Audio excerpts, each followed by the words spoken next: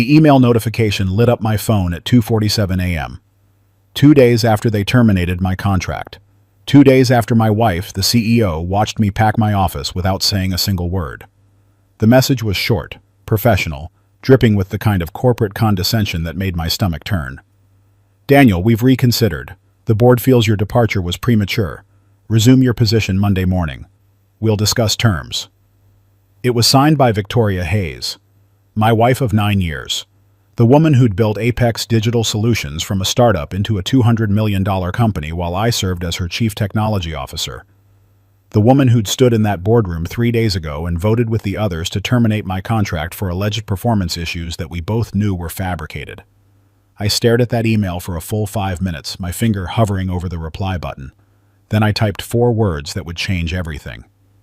Not happening. I'm done. What Victoria didn't know, what none of them knew, was that I'd spent the last 6 months preparing for this exact moment. While she'd been in endless strategy meetings and power lunches, I'd been building something they never saw coming. By Monday morning, I wouldn't just be employed. I'd be the new CEO of Titan Tech Industries, their biggest competitor, armed with every innovation I'd developed at Apex and a team of engineers who'd followed me into the fire. But that's not even the twisted part. The real story started 18 months earlier, when I first noticed the changes in Victoria. Small things at first. Her phone face down during dinner. Late nights at the office that smelled like expensive cologne when she came home. Board meetings that somehow required weekend trips to resort locations. I'm not stupid. I know what a failing marriage looks like. My parents went through a brutal divorce when I was 12, and I'd sworn I'd never let that happen to me. So instead of confronting Victoria, I did what any good technologist would do. I started gathering data. My name is Daniel Foster. I'm 38 years old, and until 3 days ago, I was the Chief Technology Officer at Apex Digital Solutions, the company I helped build from nothing into an industry leader. I met Victoria Hayes 11 years ago at a tech conference in Austin.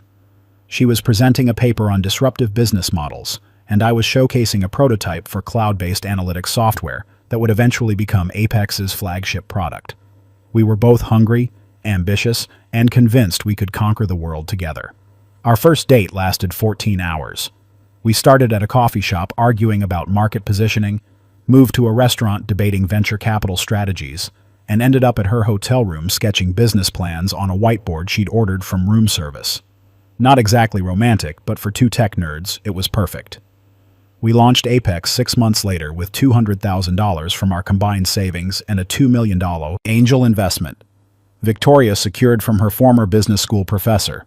I handled all the technical development while Victoria managed operations, sales, and investor relations. We were a perfect team, complementing each other's strengths, covering each other's weaknesses.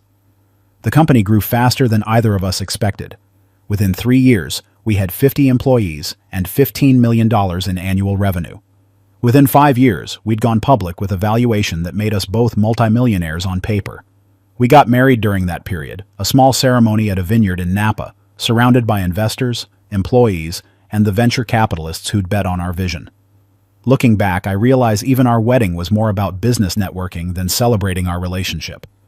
But at the time, I thought that's what success looked like. I thought we were living the dream. The cracks started showing about 2 years ago. Victoria became obsessed with expansion, pushing into markets I thought we weren't ready for. She started bringing in outside consultants, expensive MBA types who'd never written a line of code, but somehow knew better than me how to run a tech company. Board meetings became tense. Victoria would overrule my technical recommendations in favor of whatever strategy the consultants proposed, then act surprised when implementations failed or deadlines got missed. Before we go further, if you're finding this story compelling, hit that subscribe button. Leave a comment telling me what you'd do in this situation, and smash that like button to help others find this video. Your support keeps these stories coming. The real breaking point came during a product launch 8 months ago. We'd been developing a new AI-driven analytics platform, something I'd personally architected over 18 months. It was revolutionary, genuinely groundbreaking technology that could have cemented Apex's position as an industry leader for the next decade. But 2 weeks before launch, Victoria pulled the plug. Just canceled the entire project without consulting me, without even having the courtesy to discuss it beforehand. She announced it in a board meeting like it was a minor scheduling adjustment, then moved on to the next agenda item while I sat there feeling like I'd been punched in the gut. After that meeting, I cornered her in her office. "Victoria, what the hell just happened? That was 2 years of work. Millions in development costs. The project wasn't meeting market timelines," she said without looking up from her laptop. "The consultants ran the numbers and recommended we pivot to something with faster ROI. The consultants." I laughed, but there was no humor in it. The same consultants who've never built anything in their lives. Who don't understand the first thing about what makes this technology special. They understand business, Daniel, something you've always struggled with. That stung because it was partially true. I was the tech guy, the builder, the one who turned ideas into reality. Victoria was the business mind, the strategist, the one who turned technology into profit. But somewhere along the way, she'd stopped seeing me as an equal partner and started treating me like an employee who didn't understand the bigger picture. I started paying closer attention after that. Victoria's schedule was increasingly filled with meetings I wasn't invited to. Strategy sessions with board members happened over dinners at exclusive restaurants where I was suddenly not needed. She created a new executive committee that made major decisions without my input, then presented those decisions to me as done deals I was expected to implement. The marginalization was subtle but systematic. Every week, I had a little less influence, a little less authority, a little less voice in the company I'd helped create. And every week, Victoria seemed more distant, more guarded, more like a stranger wearing my wife's face. That's when I started documenting everything, every email, every meeting, every decision that pushed me further to the sidelines. I wasn't planning anything specific at first, just keeping records in case things got worse. But then I discovered the real reason Victoria was sidelining me, and everything changed. It was a Thursday evening. Victoria was supposedly at a board dinner with investors. I was working late at the office trying to salvage what I could from the canceled AI project, when I noticed something odd in the server logs. Someone was accessing proprietary files from Victoria's executive account, but the IP address didn't match any of our approved locations. I could have reported it to IT security. Should have, actually. But something made me trace it myself. The access was coming from a luxury hotel downtown, the kind of place where the rooms start at $800 a night. And according to Victoria's calendar, she was supposed to be at a restaurant across town for that investor dinner. I sat there staring at those server logs for 10 minutes, my mind racing through possibilities. Then I did something I'd never done before. I accessed the security footage from our office building's parking garage. Victoria's Mercedes had left at 6:15 p.m. I pulled up the traffic camera feeds, public records that anyone with the right technical knowledge could access, and tracked her route. She didn't go to the restaurant. She went straight to that hotel. The next morning, I hired a private investigator named Sarah Mitchell, former FBI agent, specialized in corporate espionage and infidelity cases. I gave her Victoria's schedule, her frequent locations, the names of the consultants she was always meeting with. 3 weeks later, Sarah handed me a file that made everything clear. Victoria wasn't just having an affair, she was having an affair with Preston Blake, the lead consultant she'd brought in 18 months ago. The same consultant who'd been systematically recommending decisions that weakened my position in the company. The same consultant who'd advised canceling my AI project. The same consultant who was now apparently helping Victoria plan my complete removal from Apex. The file contained photos of them together at hotels, restaurants, even at his apartment. It contained copies of text messages Sarah had recovered through methods she insisted were completely legal. And most damning of all, it contained email exchanges between Victoria and Preston discussing how to force me out of the company while minimizing the financial impact to her. They'd been planning this for months. Every marginalization, every decision that undermined my authority, every consultant recommendation that made me look incompetent. It was all part of a coordinated strategy to justify terminating my contract. And once I was gone, Preston would slide into a newly created Chief Strategy Officer position with a salary that would have made my eyes water. I should have been devastated. Should have confronted Victoria immediately, lawyered up, filed for divorce, made a scene. But instead, I felt something unexpected. Clarity. For the first time in months, I understood exactly what was happening and exactly what I needed to do about it. I spent the next 6 months preparing my exit strategy. While Victoria and Preston thought they were playing me, I was building something they couldn't see. I started by reaching out to old contacts, people I'd worked with before Apex, engineers I respected, competitors who'd always wanted to work with me. Quiet conversations over coffee, feeling out opportunities, planting seeds. Then I got a call from James Richardson, the founder of Titan Tech Industries. Titan was Apex's main competitor, slightly smaller but with better technology in several key areas. James was 67, thinking about retirement, looking for someone to take over his company and take it to the next level. We met for lunch, and I told him the truth, most of it anyway, that I was being pushed out of Apex, that I had technology I'd developed independently that could revolutionize the industry, that I was looking for a new challenge. James listened carefully, asked sharp questions, and then made an offer that took my breath away. CEO position, significant equity stake, complete operational control, and a development budget that would let me build everything I'd been prevented from building at Apex. But there was a condition. James wanted me to bring my team with me. The engineers who'd worked on my canceled AI project, the developers who trusted my vision, the technical staff who'd been marginalized alongside me. I need to know you can deliver, James said. Not just the technology, but the people who can make it real. So I started recruiting. Carefully, quietly, always off the record. Coffee meetings with key engineers, lunches with developers, after-work drinks with team members who'd been frustrated by Apex's recent direction. I never badmouthed Victoria or the company. Just talked about new opportunities, exciting challenges, a chance to work on groundbreaking projects without corporate politics getting in the way. 23 people said yes. 23 of Apex's best technical minds agreed to follow me wherever I went next. We coordinated everything through encrypted messages, burner phones, meeting at coffee shops far from the office. We were planning the biggest talent exodus in the industry, and nobody at Apex had a clue. The final piece fell into place when I finished developing the AI platform Victoria had canceled. I'd been working on it in secret, using my personal equipment, my home network, making sure nothing could be traced back to Apex's servers or resources. It was mine, completely and legally mine, and it was better than anything Apex had in development. When Victoria and the board finally terminated my contract 3 days ago, they thought they were getting rid of a problem. What they actually did was set me free.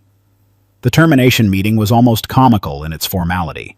Victoria sat at the head of the conference table, Preston beside her trying to look concerned. The other board members arranged like judges at a trial. They presented their case with PowerPoint slides. Performance issues, missed deadlines, inability to adapt to new strategic directions, all the manufactured complaints they'd been building for months. Daniel, Victoria said, her voice professionally sympathetic. The board has decided that Apex needs new technical leadership, someone who can align with our growth strategy moving forward. We appreciate everything you've contributed, but it's time for a change. I looked around that table at people I'd worked with for years. Some wouldn't meet my eyes. Others looked genuinely uncomfortable with what was happening. Preston was smiling slightly, probably thinking about the promotion he'd receive next week. I could have fought it. Could have brought up the affair, the conspiracy, the evidence Sarah had gathered. Could have threatened lawsuits and made everything ugly. Instead, I just nodded and signed their separation agreement. They offered me 6-month severance and a non-compete clause that would have prevented me from working in the industry for 2 years. I signed it all without reading it carefully, which made Preston's smile widen. He thought I was broken, defeated, accepting my fate like a beaten dog. What Preston didn't know was that I'd had my own lawyers review that agreement weeks earlier. They'd found enough loopholes and ambiguous language to drive a truck through. The non-compete wouldn't hold up in court, especially since they'd terminated me rather than me leaving voluntarily. But I let them think they'd won. Let them think I was walking away quietly. I packed my office that afternoon while Victoria watched from her doorway. We didn't speak. What was there to say? 9 years of marriage, 8 years of building a company. Together, all of it reduced to this moment of cold professional separation. I took my personal belongings, my technical notebooks that I'd always kept separate from company property, and the photograph of us from our wedding day. Not because I wanted to remember us, but because I wanted to remember never to trust that completely again. That evening, I met with James Richardson and signed the contract to become CEO of Titan Tech Industries. The press release would go out Monday morning, the same morning Victoria expected me to respond to her patronizing job offer. I also activated my recruitment network, and all 23 engineers submitted their resignations to Apex simultaneously on Friday afternoon, each one carefully worded to avoid breach of contract while making it clear they were following me to Titan. The timing was perfect. Apex had 3 major client presentations scheduled for the following week, all requiring deep technical knowledge that just walked out the door. They had ongoing development projects that would grind to a halt without the engineers who understood the codebase. And they had a competitor who just acquired the exact technical leadership and innovation capability they'd spent months trying to eliminate. Victoria's email arrived at 2:47 a.m. on Saturday, probably after she'd spent Friday evening dealing with the mass resignation crisis and realized exactly how badly she'd miscalculated. That's when I replied with those 4 words. "Not happening, I'm done." Her response came back in under 5 minutes, and the professional veneer was completely gone. "Daniel, we need to talk. This is bigger than your ego. Call me immediately." I didn't call. Instead, I sent a longer reply. "Victoria, for the last 6 months, I've watched you systematically dismantle everything we built together. You marginalized me, undermined my authority, canceled projects I'd spent years developing, all while planning my removal with Preston Blake. Yes, I know about Preston. I know about the affair, the conspiracy to force me out, the strategy to minimize your financial exposure during our inevitable divorce. I have documentation of all of it, but I'm not interested in making this ugly. I'm simply moving on to something better. By Monday, I'll be CEO of Titan Tech Industries. 23 of Apex's best engineers are coming with me. And the AI platform you canceled? I finished it. It's mine, developed entirely on my own time with my own resources. And it's going to revolutionize the industry while Apex struggles to rebuild the technical team you just lost. You wanted me gone, Victoria. Congratulations. You got exactly what you wanted. Now live with the consequences." Her next response was pure panic. "Daniel, please, we can fix this. The board will reinstate you immediately. Full authority, complete control of technical operations. We'll make this right." "Too late," I replied. "I've moved on. So should you." My phone rang 17 times over the next hour. Victoria, Preston, board members, even some of the engineers who hadn't joined my exodus trying to convince me to reconsider. I ignored all of them. Saturday afternoon, Victoria showed up at my apartment. Our apartment, technically, though I'd been sleeping in the guest room for months. She looked terrible, hair uncombed, makeup smudged, still wearing the clothes from Friday. "Daniel, we need to talk. Face to face. No lawyers, no board members, just us." I considered not letting her in, but curiosity got the better of me. We sat in the living room, the same room where we'd celebrated Apex's first major contract, where we'd toasted our IPO, where we'd spent countless evenings planning our future. All those memories felt like they belonged to different people. "I made a mistake," Victoria said, her voice cracking. "Preston and it was stupid, meaningless. A mistake that lasted 6 months, I replied coldly, and included systematically destroying my position in the company we built together." She flinched. I was angry. "You were so focused on the technology you weren't seeing the bigger business picture. The consultants were supposed to help us scale, and Preston, he understood things you didn't.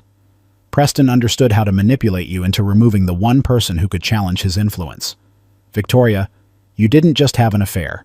You let him convince you to dismantle everything that made Apex successful.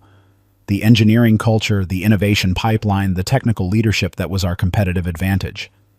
You traded all of that for what? Fancy dinners and hotel rooms?" She started crying then, real tears that might have moved me a year ago. I didn't mean for it to go this far. The board termination, that wasn't supposed to happen. Preston said we just needed to restructure your role, give you different responsibilities. But somehow it turned into firing me completely. Victoria wiped her eyes, trying to compose herself. The board panicked. When you wouldn't agree to the restructuring, they thought you'd fight back, make things difficult. Preston convinced them a clean break was better. I laughed, bitter and harsh. And now you're panicking because that clean break just cost you half your technical team and your main competitive advantage. This isn't about us, is it? This is about saving Apex. She didn't deny it. The company will be crippled without you. Projects will fail, clients will leave, our stock price will tank when this becomes public. Daniel, please, if you ever cared about what we built together, don't destroy it like this. I stood up, walked to the window, looked out at the city lights. Chicago at night had always calmed me, reminded me why I loved this city, this life, the future Victoria and I were supposed to build here. What we built together died the moment you decided I was expendable, I said quietly. What happens to Apex now is your problem, not mine. But Daniel, she started. I turned to face her. I want a divorce. Uncontested, fair division of assets, no drama. You get to keep your CEO position and whatever's left of Apex. I get to move on with my life. And Preston, he's fired, effective immediately, or I'll release everything I know about your relationship and his role in manipulating board decisions. Victoria's face went white. You're blackmailing me. I'm giving you a choice. Handle this professionally, or I'll handle it publicly. Your call. She left without another word, and I spent the rest of the weekend preparing for my new role at Titan. Monday morning arrived with the kind of crisp autumn clarity that made everything feel possible. I woke up at 5 a.m., went for a run along the lakefront, came back and put on my best suit. Not the corporate uniform I'd worn at Apex, but something sharper, more confident. The suit of a CEO, not a CTO. The press release went out at 8 a.m. Titan Tech Industries announces Daniel Foster as new CEO, bringing revolutionary AI technology and proven leadership to drive next-generation innovation. By 8:30, my phone was exploding with messages from industry contacts, reporters, former colleagues. Everyone wanted to know the story behind my sudden move from CTO at Apex to CEO at their main competitor. I ignored most of them, focusing instead on my first day at Titan. James Richardson met me at the entrance, grinning like a proud father. "Ready to change the world?" he asked. "Already started," I replied. The engineering team I'd recruited was waiting in the main conference room, all 23 of them looking excited and slightly nervous about this new adventure. I spent the morning welcoming them individually, making sure they knew they'd made the right choice, laying out my vision for where we were heading. By noon, Apex's stock price had dropped 12%. News of the mass engineering exodus was spreading, and investors were rightfully concerned about the company's ability to deliver on existing commitments. Victoria called an emergency board meeting, probably trying to do damage control, probably explaining how everything had gone wrong. I didn't take any pleasure in Apex's struggles. That company had been my baby too, and watching it suffer hurt in ways I hadn't expected, but I couldn't save Victoria from the consequences of her own choices. Preston Blake was fired by 2 p.m. The official statement said he was leaving to pursue other opportunities, but industry insiders knew exactly what had happened. Victoria had sacrificed him to try to salvage her own position, throwing her lover under the bus to appease board members furious about the company's sudden crisis. By Wednesday, 3 of Apex's major clients had reached out to me directly, asking if Titan could take over their contracts. They'd been working with our engineers at Apex and wanted to follow that relationship to our new company. Each contract was worth millions, and each one represented another nail in Apex's coffin. Friday afternoon, exactly 1 week after my termination, James Richardson announced his retirement and officially handed over full control of Titan Tech Industries to me. The transition we'd planned for 6 months was complete. I was now CEO of a company positioned to overtake Apex within the year, armed with better technology, better talent, and a personal motivation that no business school could teach. That evening, I met with my divorce attorney to finalize the separation agreement. Victoria had agreed to all my terms, probably too overwhelmed with saving Apex to fight over personal assets. We'd split everything 50-50, clean and simple. The marriage that had lasted 9 years would be officially over in 6 months. Strange how something that took nearly a decade to build could be dismantled in a single legal document.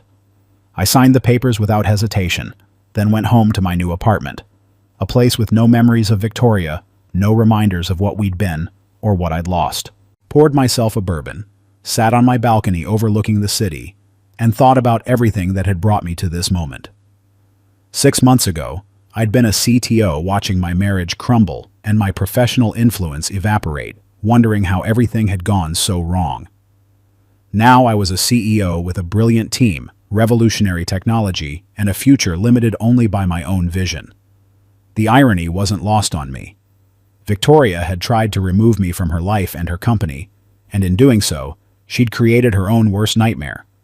A competitor with insider knowledge of Apex's weaknesses, with the talent she'd taken for granted, with the innovation she'd canceled, all united under leadership that understood exactly how to beat her at her own game. Would I have chosen this path if Victoria hadn't betrayed me? Probably not. I'd loved her, loved our partnership, loved the life we were building together. But she'd made her choices, and those choices had consequences neither of us could have predicted. 3 months later, Titan Tech Industries launched my AI platform to universal acclaim. The technology press called it revolutionary, game-changing, exactly what the industry needed. Fortune magazine ran a cover story on my journey from terminated CTO to rising CEO, framing it as a cautionary tale about companies that failed to value their technical leadership. Apex's stock price continued its decline, dropping another 20% after we launched. Victoria was forced to lay off 30% of their workforce, including several executives who'd voted to terminate my contract. The board brought in a new CTO, but he lasted only 4 months before resigning, unable to rebuild what had been lost. Preston Blake tried to start his own consulting firm, but found that his reputation had been permanently damaged. Turns out, being known as the consultant who destroyed a company from the inside wasn't great for business. Last I heard, he'd moved to Seattle and was working as a mid-level manager at a startup nobody had heard of. 6 months after our divorce was finalized, Victoria sent me an email. Just one line, "I'm sorry for everything." I didn't respond.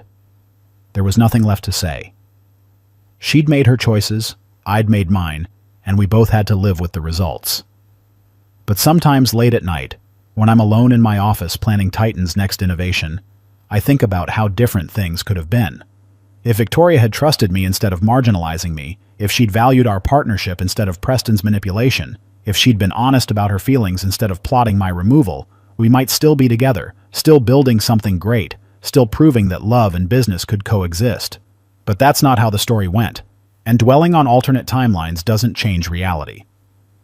The reality is that I'm now running a company worth over $300 million, leading a team of brilliant engineers, developing technology that's changing the industry. And Victoria is struggling to save what's left of Apex, watching the company we built together slowly crumble under the weight of her mistakes. Sometimes being proven right feels hollow.